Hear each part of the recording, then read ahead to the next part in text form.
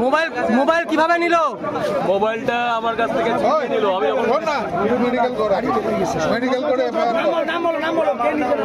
কারা করলো? রাসেল আমার কাছ থেকে মোবাইলটা ছিনিয়ে নিল। হ্যাঁ, চেনার পরে পিছন থেকে কে এসে আমার গলা ধরে ঝুলিয়ে দিল, ওটা আমি বুঝলাম না। পুরো গলা শ্বাস অবরুদ্ধ হয়ে গেছিল আমার। কিন্তু মোবাইলটা আমার ইনস্টলমেন্টে কেনা, আমি খুব কষ্টে পয়সাটা দেওয়া হয় প্রত্যেক মাসে মাসে। সেই মোবাইলটা নিয়ে চলে আমি রিকোয়েস্ট করলাম, মার আমাকে, কিন্তু আমার মোবাইলটা ভাই ফিরিয়ে দে। কিন্তু মোবাইলটাও দিল না। আমাদের এক সাংবাদিক বন্ধুকে তার আগে মারা হয়েছিল, সেটারই পুলিশের সামনে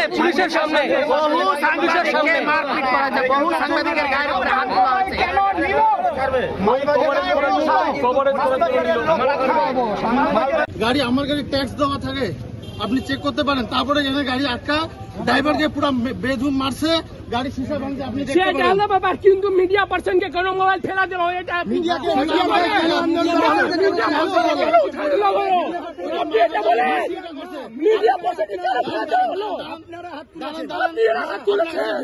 ভিডিও দেখেন,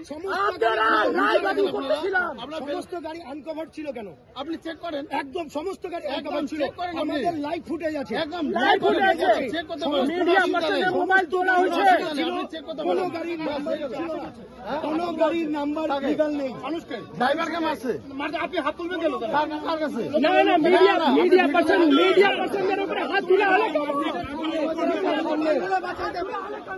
পুলিশের সামনে, তাও পুলিশের সামনে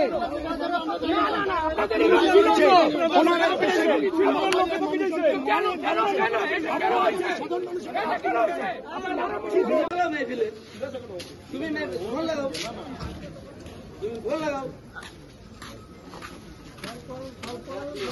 কথা বলবো না।